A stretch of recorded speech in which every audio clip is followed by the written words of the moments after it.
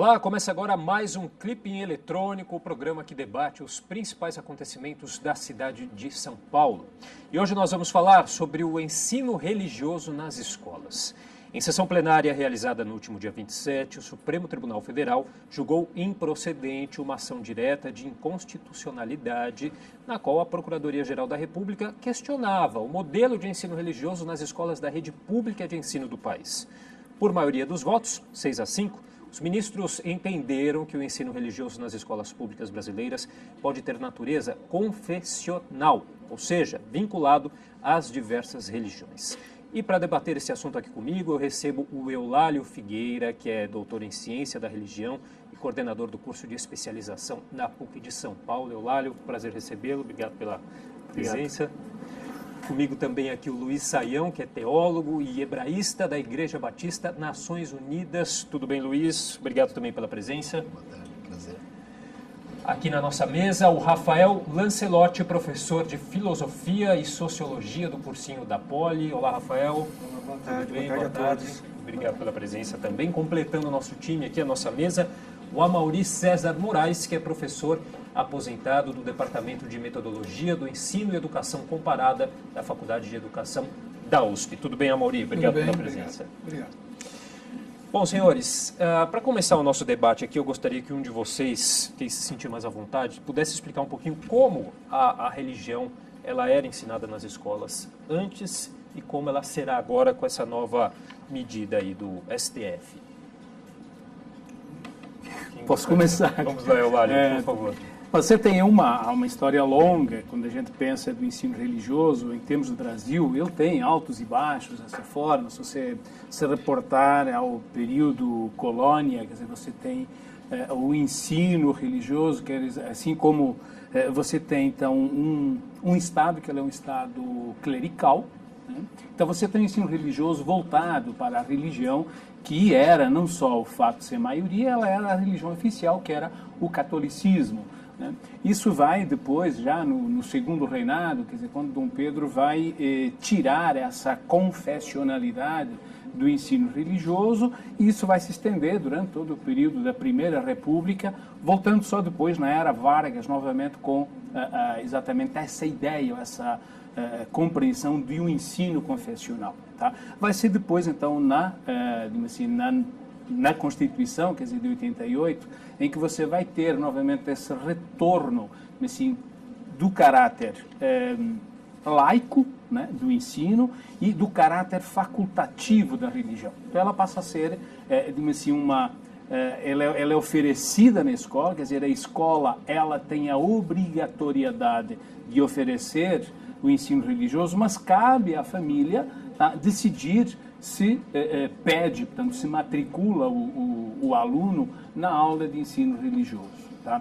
E isso vai se constituir até agora, exatamente esse momento, em que a religião, ela não pode, o ensino religioso, ele não pode ser confessional, porque senão isso configuraria uma modalidade proselitista da religião. Né? E agora, sim, realmente eu acho que, no meu entendimento, eu acho que eu não diria só uma perda, quer dizer, há um voltar atrás, quer dizer, de todo um avanço que nós temos, não só em termos do Brasil, mas poderíamos dizer em termos do mundo, inclusive com a questão da religião. No meu entendimento, eu acho que há uma perda, inclusive, na compreensão da entrada da religião dentro de um programa, de educação, um programa de formação do indivíduo, assim, do cidadão. Deixa eu só lembrar aqui que a nossa transmissão aqui, além de você nos acompanhar aí pela TV Câmara, você inclusive pode enviar o seu comentário, a sua pergunta para a gente através do telefone 3396-4944, 011 3396-4944, ou ainda pela nossa transmissão ao vivo no Facebook. Bom, nessa ação, né, da Procuradoria-Geral da República, ela pedia a interpretação conforme a Constituição Federal ao dispositivo da Lei de Diretrizes e Bases da Educação. E também a um acordo firmado entre o Brasil e a Santa Sé, né, promulgado aí por meio de um decreto, para assentar que o ensino religioso nas escolas públicas não pode ser vinculado à religião específica e que fosse proibida a admissão de professores na qualidade de representantes das confissões religiosas. E sustentava que tal disciplina, cuja matrícula é facultativa, deve ser voltada para a história e a doutrina das várias religiões, ensinadas sob uma perspectiva laica. E aí a próxima pergunta que eu faço para os senhores, não entra em conflito, então, essa nova regra com a questão de termos um Estado laico? Bom, eu acho que a gente pode ter problemas com uma religião, um ensino religioso confessional, mas não necessariamente. É interessante que a gente vê países europeus como Alemanha, Irlanda, países escandinavos, tendo ensino religioso nas escolas, inclusive confessional. Mas existe uma maneira de lidar com isso, onde as relações entre religiosos e não religiosos chegou a um grau de amadurecimento onde isso acontece com bastante tranquilidade. E não necessariamente esses países se tornaram países mais religiosos na prática do cotidiano da população.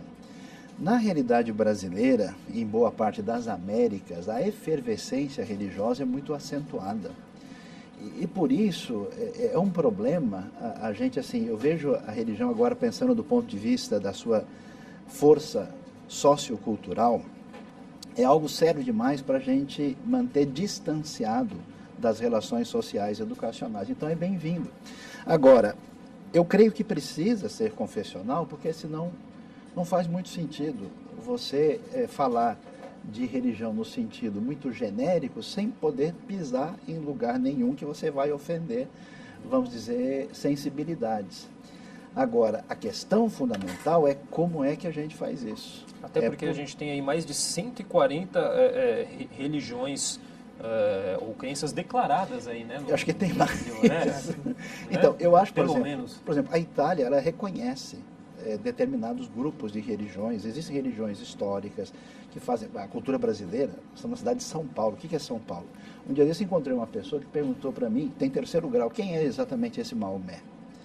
E como é que a gente anda num mundo com tanta sensibilidade religiosa sem que as pessoas tenham a mínima condição de saber o que está acontecendo? Então, eu acho que precisa de uma introdução à filosofia, à fenomenologia religiosa para entender o panorama geral, mas sim, dá liberdade, ó. Religiões que sejam historicamente reconhecidas como pertinentes à nossa realidade, exista a opção de um ensino católico, de um ensino ateu, de um ensino espírita, de um ensino protestante evangélico, e seja dada a liberdade. Agora, precisaríamos filtrar muito bem quem é que vai participar desse cenário. Eu acho que é uma questão, não sei os colegas aqui como é que veem isso, mas acho que é uma questão, e acho que aí está o problema central. É que quando você fala em confessionalidade, já está por trás o entendimento que eu vou estar ensinando uma fé. Eu acho que aqui está o problema. Ao ensinar uma fé, eu estou partindo, portanto, de um quadro doutrinal, de um quadro de questões dogmáticas que elas invalidam e elas impedem a presença do outro. Então não tem como você falar em uma filosofia, tá, da religião, entendendo aqui a religião num sentido mais lato, num sentido mais amplo, quando você coloca exatamente essa prerrogativa, quer dizer, eu vou ensinar, ou vou ensinar o catolicismo, ou vou ensinar, sei lá, cristianismo, se eu quiser ampliar, então trazendo todas as diversas expressões do cristianismo, ou vou ensinar budismo, e por aí fora. Quer dizer, quando eu faço isso, eu estou ensinando, eu estou supondo uma fé, eu estou fazendo a defesa. Porque essa é exatamente a questão. Quer dizer, uma religião, ela se estabelece exatamente como ela é senhora da verdade. E isso que configura uma religião. Quer dizer, a minha religião, ela sempre vai ser melhor do que do outro. Quer dizer, isso é o princípio da formação da religião. Queria ouvir a palavra também aqui do Amaury, do Rafael, que ainda não falaram. E a gente, ainda sobre essa questão, a gente também tem ouvido aí nas reportagens, muito se diz aí que essa nova regra aí favorece as maiorias, no caso, as religiões com maior número de o catolicismo, enfim, e acaba diminuindo aí o poder aí das minorias, né, digamos assim, das religiões, talvez as afro, descendentes, enfim. Grupos menores. Eu penso a religião como uma dimensão da estrutura social. E dito em Brasil, principalmente, a gente tem que levar em consideração a diversidade étnica, religiosa que o Brasil tem. Quando a gente começa a abordar isso, a gente percebe que tem sincretismos religiosos, tem um monte de gente professando um monte de fé, e como que a gente vai incorporar isso no ensino, né? E aí eu penso que a gente tem que pensar qual que seria o objetivo do ensino religioso nas escolas. E eu penso que o objetivo tinha que passar pela tolerância religiosa. Eu penso assim, eu penso que se for ter religião, ensino religioso, como que vai ser dado isso? Eu acho que tem que ser a partir de um princípio, o princípio de tolerância. E aí eu já pergunto para todos vocês também, o ensino religioso deve ser dado na escola? A escola é o local para se... Sobre isso, eu acho que não. Acho que a religião, se ela entra como um tema. E um tema de disciplinas definidas que abordam questões assim, de natureza histórica ou filosófica, ou no caso sociológica também. Sim. Então ela entra como um tema sociológico, ou como um tema da filosofia, ou como um tema da história. Aliás, na história, quando se ensina a história, sempre tem momentos em que se fala de religião, da questão religião, por exemplo, né, as guerras religiosas na Europa, o surgimento do protestantismo e assim por diante. Então, por exemplo, história já trata, e trata de um certo modo, sem tratar a religião como sendo alguma coisa assim. O professor não trata como uma revelação, por exemplo. Ele trata como um fato histórico. No caso da sociologia, também, os sociólogos, boa parte deles sempre trabalharam com temas da religião. Por exemplo, o Emile Durkheim, ou o Max Weber, ou o próprio Marx, né, que são a tríade central da sociologia, sempre trataram de religião. O Durkheim, filho de rabino, um sociólogo francês, filho de rabino, no entanto, trata da religião como um fato social. Ou seja, ele busca e ele discute. É muito interessante que ele discute assim, olha, não digo que a religião é falsa ou verdadeira, digo que ela existe. E ela existe como um fato social, e como um fato social vou tratar aqui. Agora, quando você trata, esse é um grande problema para o sociólogo, quando trata de religião em sala de aula, com o professor, ele tem alguns problemas, muitas vezes, ele enfrenta alguns problemas. Porque se ele disser simplesmente que a religião é um fato social, muitos alunos vão se revoltar. Sim. Por quê? Porque a visão dos alunos é que religião não é um fato social, mas é uma revelação de Deus. Observa o problema que nós encontramos aqui. Eu querer tratar a religião como um fato social e o aluno vê que não pode ser. Não é uma coisa mundana a religião. A religião é sempre uma coisa revelada. Então observa o conflito que você já gera, mesmo tratando como um fato. Religião. Imagina se você incluir na sua aula, né, tiver na sua aula ou quiser dar para ela um caráter propriamente de revelação. Qual é a revelação verdadeira? Qual livro é o livro? Então há questões aí que eu acho extremamente complicadas. E só existe, eu acho, no nosso caso, é porque a nossa república não se consolidou plenamente. Porque desde o começo a proposta é de que não houvesse religião, né? Você vê, o próprio Benjamin Constant, que começa lá, junto com o ministro da Educação, no tempo do Teodoro, ele propõe sociologia e moral, para dar conta de uma ideia de, assim, substituta, de algum modo, da religião em sala de aula. Então, do meu ponto de vista, escola, no contexto das disciplinas escolares, deve tratar como ciência as coisas. E como ciência, ela trata como fatos. No caso, a religião como fato social. O grande problema vai ser convencer, ou vai ser possível que religiosos que adentrem a escola deem religião sob esse ponto de vista. Exato. E aí eu já penso que, nesse caso, o melhor profissional para poder trabalhar isso em sala de aula, se adentrar em sala de aula, é o professor de sociologia. Exatamente por ele ter esse afastamento e tratar a questão a partir de conceitos e de métodos particulares das ciências humanas. Por exemplo, refletir sobre o papel das religiões nas organizações políticas e sociais, pensar de que modo que a religião ela estrutura as sociedades, enfim. Então eu acho que, no caso, o professor de sociologia ele está muito mais preparado para abordar as questões do que um professor exclusivamente de um certo grupo religioso para poder abordar, justamente por causa desse afastamento que ele tem do fenômeno religioso como revelação. Então, isso é que eu falava há pouco, que é a necessidade de fazer essa distinção, de que a aula de ensino religioso, eu tenho usado esse termo exatamente para definir estabelecer esse distanciamento de ensino religioso e não ensino da religião, naquilo que eu falava antes. Quer dizer, o ensino religioso ele não pode ser o ensino de uma fé.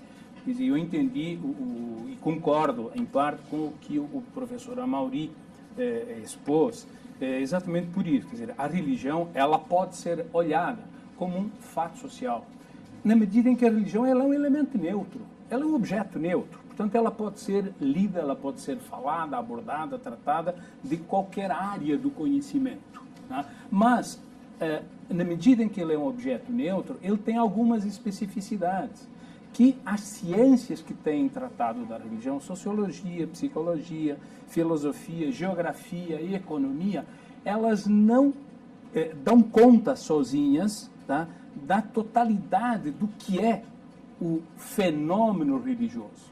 Então, na dimensão do religioso, quer dizer, há um núcleo de questões ali que as ciências que sobre elas se têm debruçado não tratam. Eu discordaria do Rafael, eu acho que hoje, e aí eu estou, sem dúvida, puxando a brasa à minha sardinha, como se costuma dizer, quer dizer, o profissional que deveria estar capacitado para ter a formação no ensino religioso seria o cientista da religião. Porque é exatamente olhar esse dado que as demais ciências não olham. E que é a questão do fenômeno religioso, do númeno, tá? Que nós, na nossa língua vulgar, nós denominamos de sagrado. Quer dizer, isso não tem nenhuma conexão ou nenhuma compreensão de fé. Não é isso. Quer dizer, mas quando, quer dizer, alguém justifica, tá? Por que ele acredita, por que ele muda o seu registro, quer dizer, ele tem uma forma de expressar isso. Portanto, não é simplesmente a religião, como dizia Comte, ela não é simplesmente uma coesão social, como ele quis apresentar. Ou, como dizia Durkheim, quer dizer, colocando ela como um sistema de crenças, ela é mais do que isso. Ela é isso, mas ela não se reduz a isso. A religião ela não se reduz a uma manifestação pública, folclórica. Ela pode passar por aí, sim, aí eu posso entender, mas o crente, aquele que a frequenta, aquele que a divulga, ele olha para aquele gesto, ele olha para aquele conteúdo como algo que ultrapassa aquilo lá. Portanto, não se reduz a uma fé, mas ele não se reduz simplesmente a um movimento social, ou um movimento econômico, ou um movimento de um pensamento. Tá? Então, nesse sentido, eu acho que estabelecer essa ideia de um ensino confessional, você rompe, primeiro, com um dado que é importante, que é trazer o diálogo do ensino religioso para esse patamar aqui. E ao trazê-lo para esse patamar, então a gente começar a se perguntar, o que o Mari levanta, e eu acho perfeito, quer dizer, como tratar a religião em sala de aula? O que deve fazer parte e aí do a gente conteúdo? tem algumas questões em relação a esse fato do ser facultativo, né? A Advocacia Geral da União opcional, né, em relação a essa questão do facultativo do ensino, acha que a facultatividade do ensino é suficiente para assegurar que não haverá o proselitismo, que se o ensino fosse não confessional, não haveria razão para que a matrícula da matéria fosse facultativa. Mas eu acho que há uma rejeição muito forte à ideia de que qualquer atitude confessional necessariamente é proselitista. A gente tem uma herança que remete a Feuerbach, remete a Marx, e até Freud, que a religião é algo que não é pertinente ao humano. Nós já passamos por Rudolf Otto, por Das Heilig, nós já passamos por Mircea Eliade, e a gente pode muito bem cair na realidade concreta, que a religião não é abstração. Então, se eu não conseguir colocar uma pessoa de uma religião do lado da outra, para você entender, olha, essa pessoa entende a divindade assim, eu entendo diferente. Se a gente não investir nessa proximidade e numa articulação no nível do concreto, não na abstração, nós não vamos muito longe. E nós estamos no Brasil. Na experiência da brasilidade, eu acho que isso é possível. E é um desafio que a gente tem. É interessante, por exemplo, aqui, em muitos ambientes muito secularizados, parece que o religioso é uma pessoa assim, problemática, atrasada, inferior, não devidamente evoluído. Você vai nos Estados Unidos, se vê a religiosidade como próxima à construção da sociedade. Na Europa também. Então, assim, é um caminho mais difícil, mas é possível. É possível a gente entender, até porque é facultativo, entra naquela aula quem quiser. Quem não quiser não entra. E aí não pode quer gerar... dizer que a pessoa que vai ouvir, por exemplo, se eu venho de uma tradição evangélica, judaica, islâmica, católica, budista, e eu escuto o professor falar, caramba, é isso que a minha tradição está dizendo? Puxa, eu não sabia, eu não gostei muito disso, não. Às vezes, a experiência é oposta. O que a gente precisa só vai dar aula quem conhece não só da sociologia e da filosofia, mas quem conhece da teologia. Sim. E Mas essa pessoa essa questão tem que ter tolerância. A gente tem que ter abertura e democracia, senão não vamos. Exatamente, essa questão de ser facultativo não abre espaço também para preconceitos e constrangimentos? Abre, mas o preconceito está em toda parte, de não religiosos e de religiosos. Nós temos que gerenciar. É proibido o proselitismo, é necessária a tolerância, é necessário o diálogo. E aí, mas eu entro numa questão importante.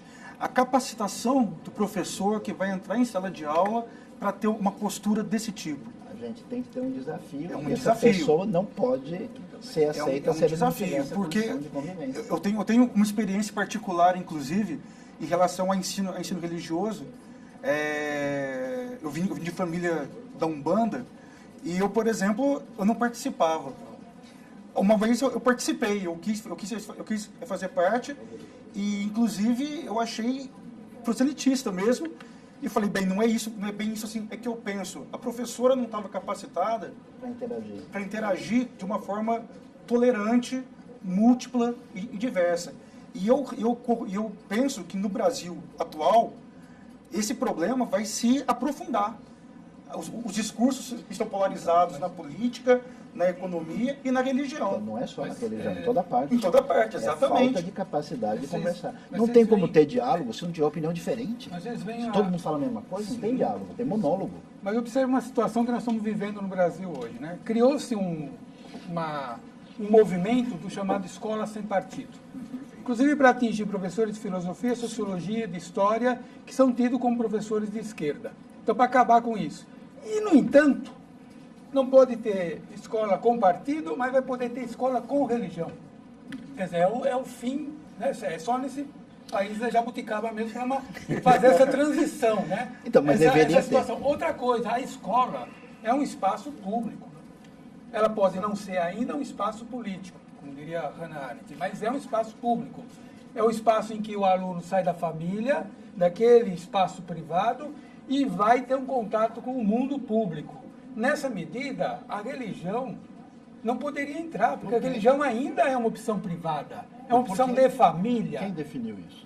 É definido por todos, não tem como que é. Não, assim. espera um pouquinho, não. Se se tem eventos públicos, é mera concessão do Estado, se é de convite. Dentro de uma igreja, uma assembleia, ali é um público específico, é um público, a gente poderia dizer quase que um público privado. Mas o público que nós entendemos como público, como espaço público, como uma Câmara Municipal, como a escola, é diferente. Numa escola privada, eu não me meto, porque a escola privada vende a sua mercadoria mesmo, e ela vende privadamente. Então, mas numa escola pública é um grande problema. Então, porque eu acho que tem dentro que dessa entrar, questão... se entrar, tem que entrar tal como você discute, vamos dizer, quem sabe, o criacionismo, o evolucionismo, ou seja, como teorias ou como conceitos gerais, mas não como sendo uma coisa que alguém vai lá ensinar e dizer que deve ser assim e não assado. Mas qualquer pessoa pode ensinar que deve ser assim e não assado, não só o religioso. Essa exclusividade não é da religião. Por isso, eu acho que é uma questão aqui, eu concordo. Por isso o critério tem que ser científico. O nosso pressuposto é esse. Mas eu acho que tem uma questão aqui que eu acho que ela tem... Volto a insistir nisso. Não quero estar forçando nada, mas acho que é um pouco uma questão metodológica, correto, Maurício? O que eu estou chamando da religião? Quer dizer, como é que eu entendo isso? Tá? E aí eu posso ter dois caminhos. Quer dizer, eu posso achar a religião uma alienação, uma neurose, tá? Como assim, os pais da crítica da religião. Eu posso achá-la dessa forma. Ou posso entendê-la como assim, uma crença absoluta, inquestionável, e quem não a seguir está fora de qualquer percurso público, social. São dois erros crassos. Quer dizer, eu tenho que entender a religião enquanto ela faz parte de uma sociedade. E que eu tenho pessoas que, sim, vão pautar a sua vida pela religião e pessoas que não vão pautá-la. Agora, há uma questão, e aí eu defendo ela, e defendo exatamente a entrada, ou seja, você ter num programa de educação, você ter o debate, você ter o estudo, você ter o ensino sobre essa dimensão religiosa, tá? Não numa direção confessional, proselitista, fideísta, tá? Mas a religião enquanto ela faz parte dessa dimensão do humano, em que você pode ter, quer dizer, alguém que diz, não, eu vou gerenciar a minha vida e a minha prática por modelos religiosos, e aí eu posso escolher o A, o B, o C ou D, isso é particular, isso é privado, não é público, porém há uma relação que ela é pública, quer dizer, como é que eu vou pensar isso, como é que eu vou gerir isso? Não cabe ao Estado inserir, portanto, se ingerir sobre essas determinações, como não cabe às igrejas inserir-se sobre as determinações do Estado. Mas eu só vejo isso dentro de um problema, eu acho que aqui é exatamente essa questão. Isso é possível se nós tivermos um Estado laico. Quer dizer, é no Estado laico que eu posso debater a religião. Fora do Estado laico não há. E é uma questão A minha tradição religiosa ensina que o Estado tem que ser separado da igreja. Isso é um conceito religioso ou não? Posso ensinar isso? Não é? Isso não é Para nós é religioso. Bem claro, está bem no texto bíblico isso, muito separado. Você pode ler por uma versão religiosa, mas não sobre Israel cada vez mais se torna um Estado religioso. Deixa eu passar, ler Depende. alguns. Sabe A gente, não, eu tá sou de tradição hoje, batista, cada vez depende. mais, você sabe disso. Existe os é um dois lados da assunto, moeda. é um Existe assunto que um lado que sim, outro que acirra não. o debate Mas e aí é fica bacana, a animado, gente tem que né? falar exatamente, e a gente já tem aqui a opinião de algumas pessoas que estão nos assistindo, como por exemplo da Débora Tomé, que diz o seguinte: o ensino religioso pode ser muito, ela frisa, muito tendencioso. Temos 8% de analfabetos com mais de 15 anos de idade no Brasil. Que tal ensinar a escrever e interpretar texto? Também da Rosana Carneiro: nossos alunos estão carentes de saber e não de doutrinação. Teve uma pergunta aqui do Flávio Souza, que também é uma questão que eu já tinha colocado aqui para os senhores. Todas as religiões serão citadas nessas aulas? E uma pergunta direta aqui para o Lancelotti, Rafael Lancelotti, da Fernanda Prada.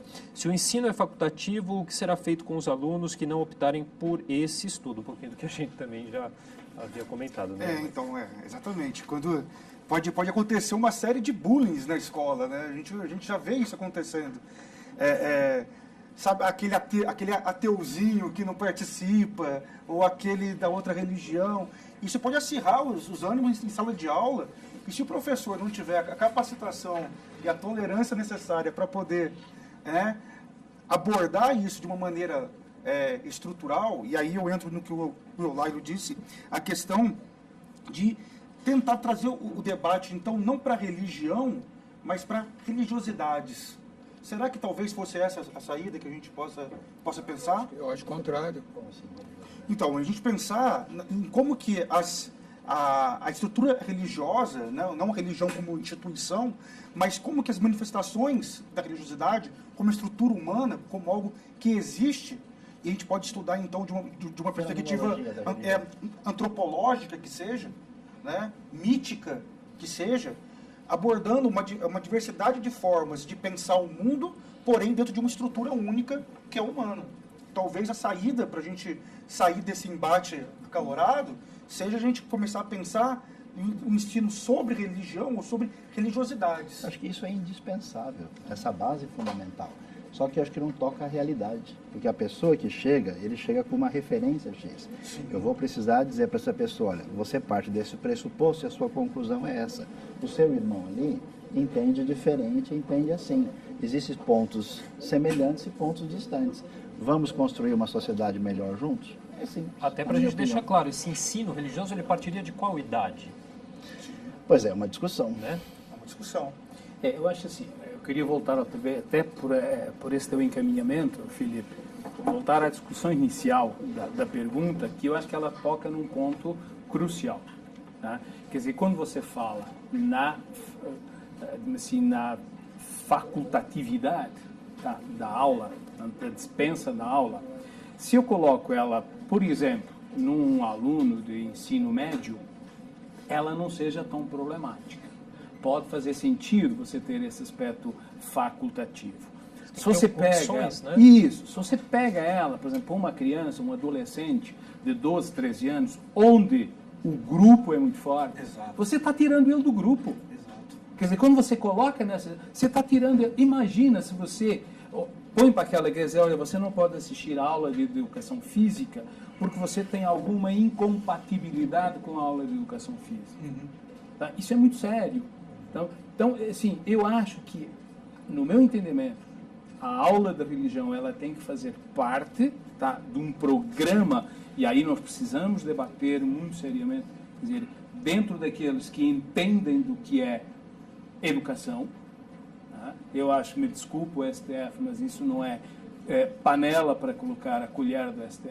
Quer dizer, isso é panela para colocar a colher dos especialistas em educação, exatamente para se falar de que o que eu vou entender aqui por aula de religião, como é que ela vai ser, como é que tem que ser o profissional, o professor, tá, que deve, de fato, ministrar ela, qual é a competência que ele precisa ter para aderir isso.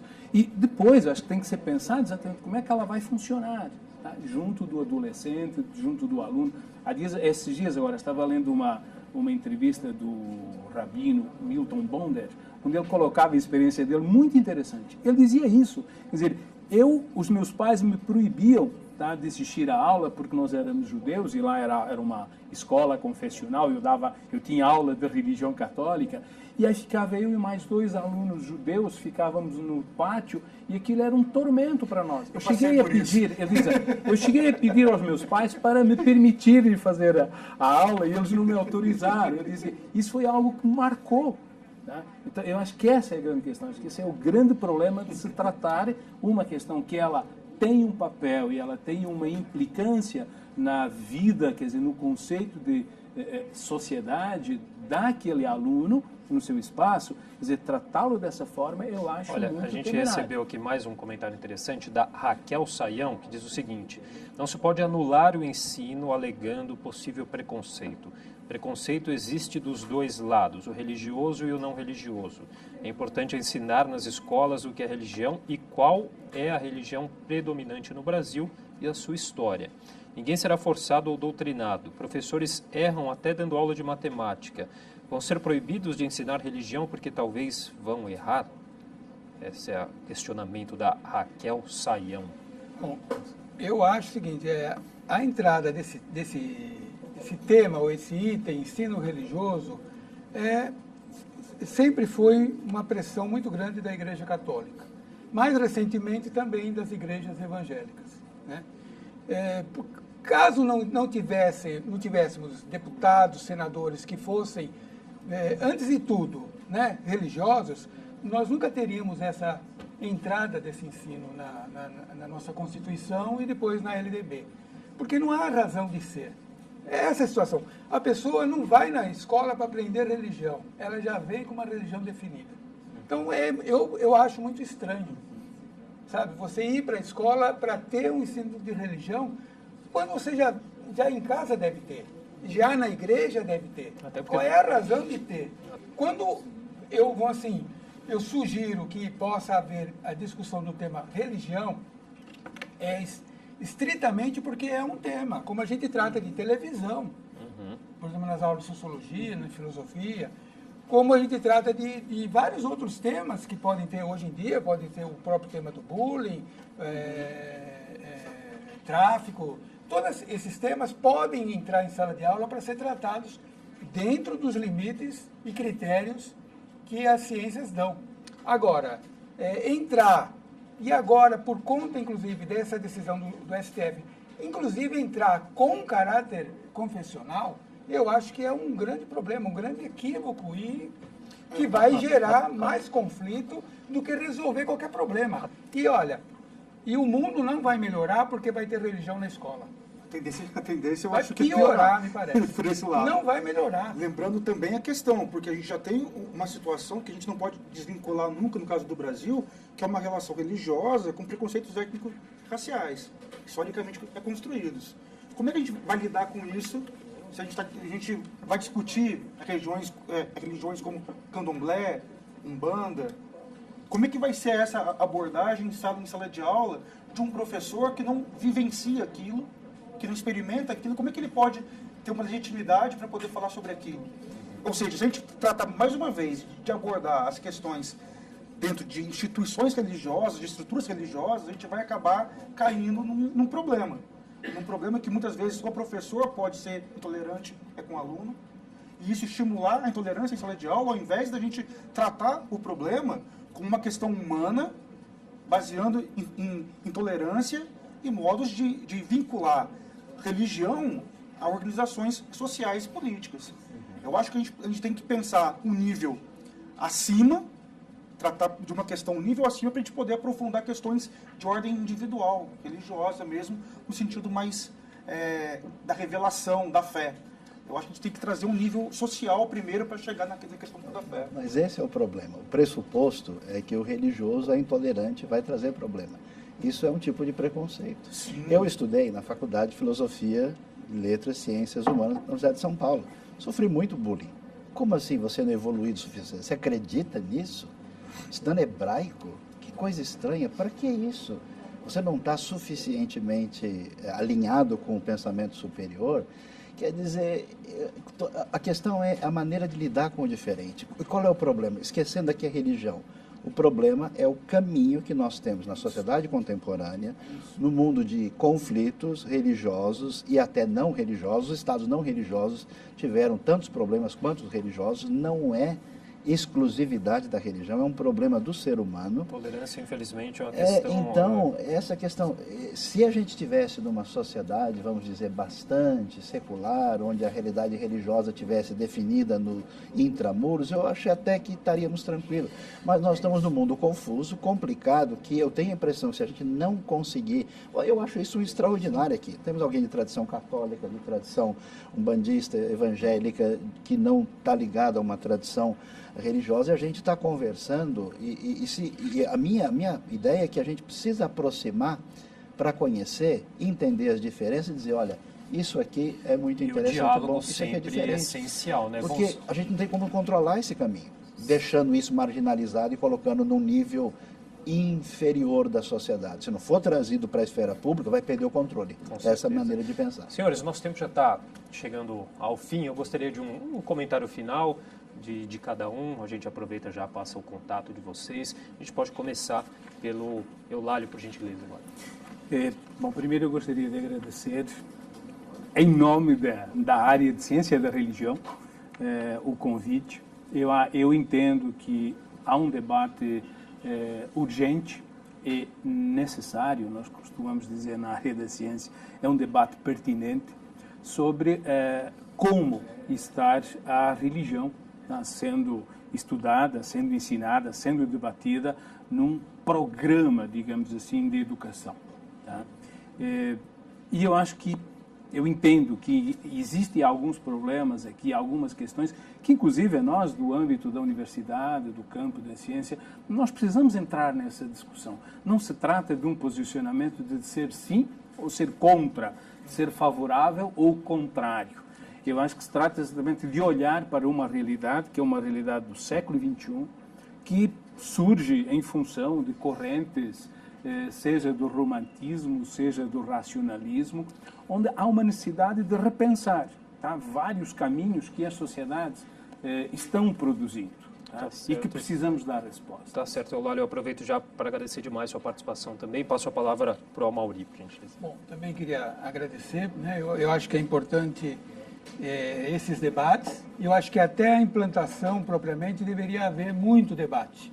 Acho que o Supremo Tribunal Federal vamos dizer assim, não disse a palavra final nesse sentido. Ele pode ter dito talvez a palavra, mas não a ação. A ação começa agora.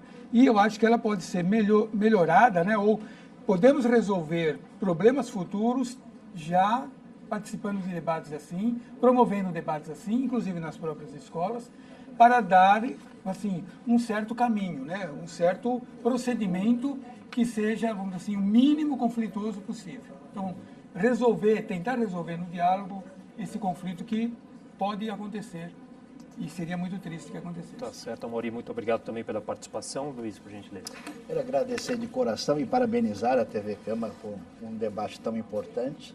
E o meu desejo é que os meus amigos e conhecidos budistas, católicos, espíritas, umbandistas, judeus e ateus e cristãos, evangélicos, católicos, que trabalham para a construção de uma sociedade melhor e que têm feito diferença em diversas áreas de educação e saúde, que eles prossigam fazendo isso e que Deus nos abençoe a todos. Tá certo. Palavra agora, Rafael. Obrigado, Luiz, também muito demais pela participação, os esclarecimentos. Passo a palavra então para o Rafael Lancelotti. Agradecer a presença de todos. A minha presença foi uma oportunidade muito boa de conhecer mais esse debate. E eu acho importante isso mesmo, a gente ter essas formas de trazer questões polêmicas para que a gente possa desmistificar algumas coisas, né? Para que a gente possa tornar uma sociedade mais justa, tolerante, democrática, né? E volto, né, a pegar o que o Lailo disse, é importante a gente pensar no Estado laico com mais eficiência. O STF, ele talvez tenha que pensar um pouco melhor nessa questão, trazendo para o debate especialistas da área, que são muito mais legítimos para poder abordar a questão do que, enfim. Tá certo. Diálogo sempre, né? Bom, agradeço também demais a participação do Rafael, a todos vocês novamente. Agradeço a vocês que nos acompanharam aí pela TV Câmara, pelo Facebook. Muito obrigado pela participação. A gente encerra aqui mais um clipe eletrônico. TV Câmara São Paulo, informação para a cidadania.